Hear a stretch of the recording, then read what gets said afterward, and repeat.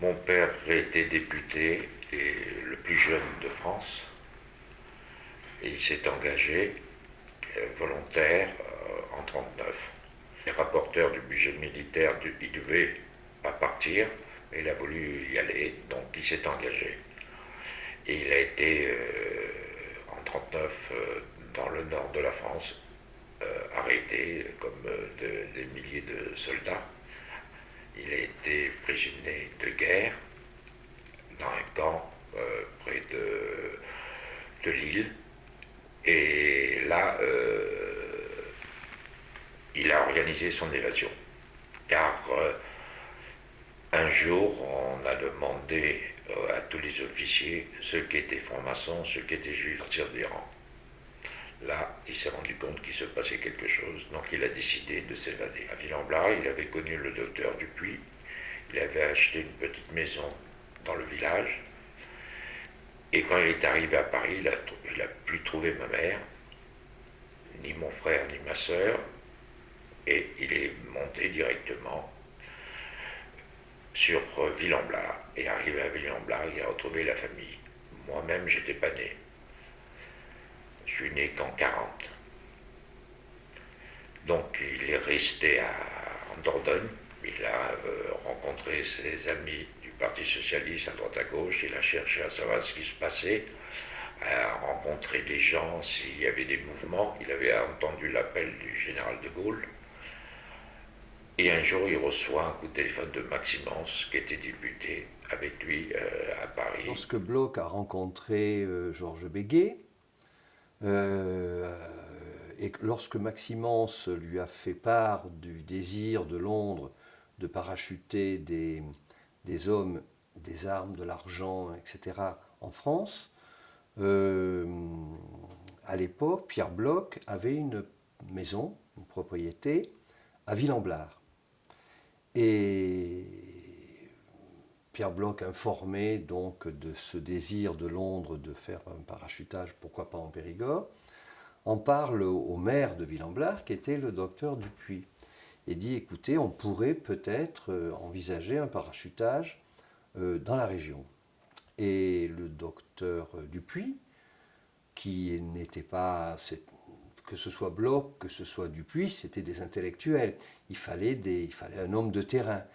Et le docteur Dupuy, qui connaissait mon beau-père, a tout de suite pensé à Albert Rigoulet, sachant que Albert Rigoulet avait pris parti pour la résistance déjà. Et c'est ainsi que mon beau-père s'est retrouvé la cheville ouvrière sur le terrain de cette opération. Donc le docteur Dupuy lui présente le Rigoulet, qui était un paysan qui faisait un peu de résistance, mais en amateur comme la plupart à l'époque. Je ne saurais pas vous dire s'ils étaient des gens en réseau, mais c'était déjà des gens sûrs. On savait qu'ils avaient pris parti pour la résistance, que ce soit Dupuy, que ce soit Rigoulet. Bloch, bien entendu. Pourquoi le friser d'abord? Parce qu'il était frisé et ma mère lui avait donné un nom, l'avait appelé le frisier. Alors, les initiateurs de cette opération corsicane, dont je vous ai parlé, sont Maxime Ance, Béguet et Jean-Pierre Bloch.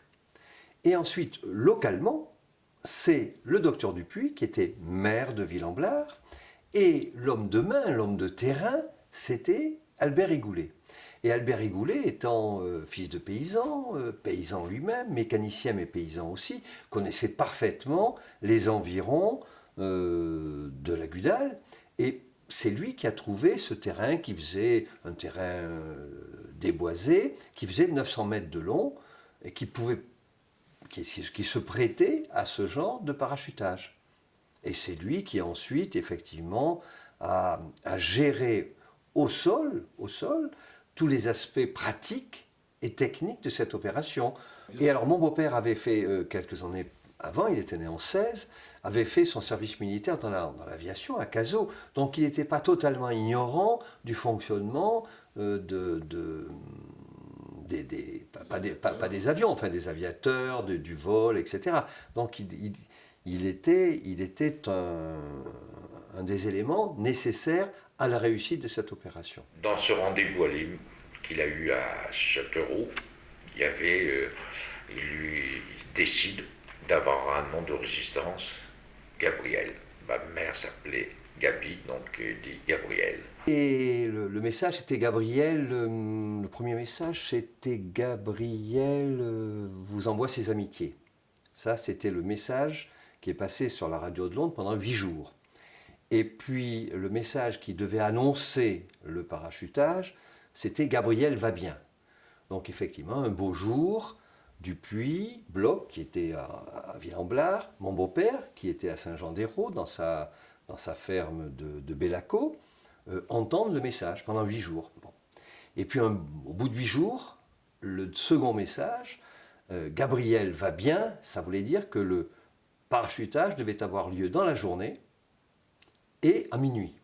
Ça veut dire que vous devez vous préparer à recevoir des parachutages. Mon beau-père avait repéré un terrain.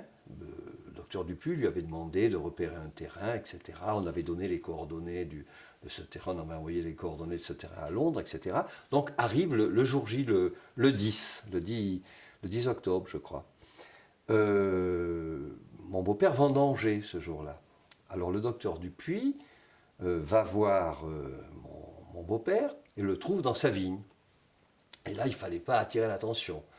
Donc, il venait chercher, il avait trouvé comme prétexte de venir chercher mon beau-père pour vérifier sa voiture.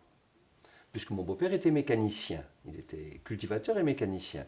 Donc là, on n'attirait pas l'attention, le docteur avait besoin d'aller voir ses patients, et mon beau-père venait vérifier le Delco ou je ne sais quoi de la voiture du docteur. Et il lui dit, c'est ce soir, on se retrouve, l'avion doit lâcher ses parachutes à minuit.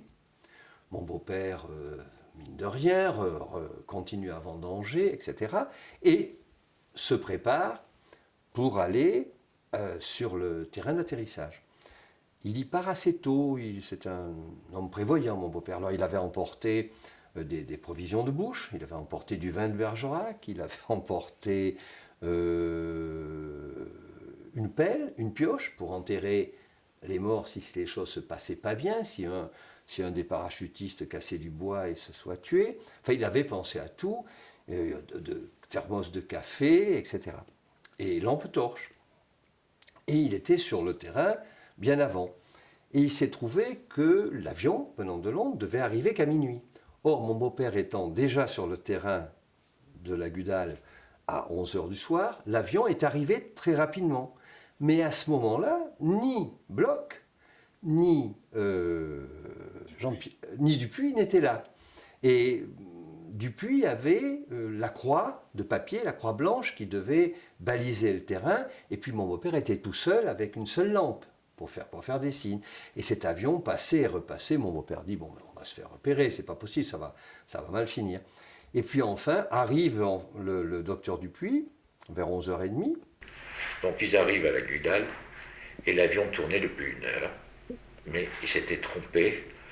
Il ne se souvenait plus qu'il y avait un décalage entre Londres et Paris. Mon père disait on était vraiment des amateurs. Et mon beau-père gueule en disant « Mais qu'est-ce que vous faites? L'avion tourne depuis 1 heure au-dessus du terrain. » Et pour ne pas attirer l'attention, le docteur Dupuis avait mis Jean-Pierre Bloch dans son coffre, comme un paquet. Bon, Dupuis et Bloch se retrouvent avec mon beau-père.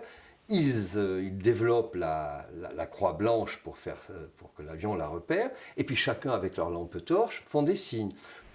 Donc, ils me font les signaux, l'avion tourne toujours. Mon beau-père racontait que Dupuis et Bloch, d'ailleurs, ne savaient pas trop, ils brandissaient pas la lampe comme il fallait. Il y avait un homme de terrain, un physique, et puis il y avait des intellectuels. Et ça, mon beau-père riait toujours. Il avait le sentiment d'avoir avec lui deux bras Et cassés. brusquement, mon père dit à Dupuis, à Le Frisier, cet avion qui tourne sans rien faire, c'est bizarre, c'est peut-être la police qui est en train de nous repérer, donc on va vite dégager. Et au moment où ils allaient arrêter tout, ils voient arriver 3 parachutages. Effectivement, l'avion repasse à ce moment-là, sans doute voit la Croix Blanche, et puis les parachutes se déploient et tombent dans la nuit. C'était une nuit claire d'ailleurs, une nuit de clair de lune, d'après mon beau-père. 3 hommes qui descendent, donnent le mot de passe qui était toujours Gabriel. Et les parachutes s'égaient un petit peu autour. Et aussitôt, mon beau-père se précipite, etc., avec Dupuis et Bloch, à la rencontre des parachutistes et des gens qui avaient sauté. Et puis ils arrivent à l'orée du bois, et là, ils voient sortir du bois un monsieur habillé en costume 3 pièces. Et il dit « Bonjour messieurs, que voulez-vous » Le parachutiste avait eu le temps de se changer, de se mettre en civil. Parce qu'il y a une version qui dit que le parachutiste en question, l'officier britannique, a sorti un revolver, etc. Pas du tout. Il était en civil. Il avait déjà pris sa tenue de civil très rapidement et camouflé son parachute, et, de façon que s'il tombait sur les gendarmes, il n'avait pas l'air d'un militaire anglais qui sautait sur le sol. Et mon beau-père, plutôt que de donner, moi, il racontait ça, plutôt que de donner le mot de passe, qui était, je ne sais plus quel était le mot de passe, lui a dit, bon, ça suffit, fais pas le con. Et le type lui a répondu dans un français parfait. Alors je ne sais pas lequel c'était des... Je me demande si c'est pas le Harrivel d'ailleurs, parce qu'il parlait très bien français, le Harrivel, que j'ai connu. Et le docteur Dupuis met un des Anglais dans la voiture avec mon père et ils rentrent à Villamblar. Donc ils embarquent rapidement les conteneurs. Le Frisier prend 2 Anglais avec lui pour se cacher dans la ferme. Dans sa ferme de Bellaco, qui est à quelques kilomètres de là. Et il va les garder quelques jours jusqu'à ce qu'on arrive à les faire partir vers Marseille. Et dès le lendemain, il découvre qu'il y avait un 4e parachute qui était tombé. Un 4e tombe beaucoup plus loin. Ils ne le retrouvent pas, celui-là. Ils le retrouveront le lendemain entre 2 gendarmes. Dans la rue principale de Villamblar, entre 2 gendarmes et un menotté, car le vent l'avait emmené plus loin et il est tombé sur une patrouille de gendarmes. Donc il a été arrêté. Je me souviens que mon beau-père racontait qu'il les a gardés quelques jours, pas très longtemps, dans sa ferme, et les Anglais étaient trop bien habillés. Et à l'époque, les Périgourdins portaient des bérets. Donc mon beau-père est allé acheter des bérets, mais il est allé dans 2 boutiques différentes, de façon à ne pas attirer l'attention en achetant plusieurs bérets à la fois. Je me souviens de cette petite chose, cette petite anecdote. Voici l'histoire de la Cudale.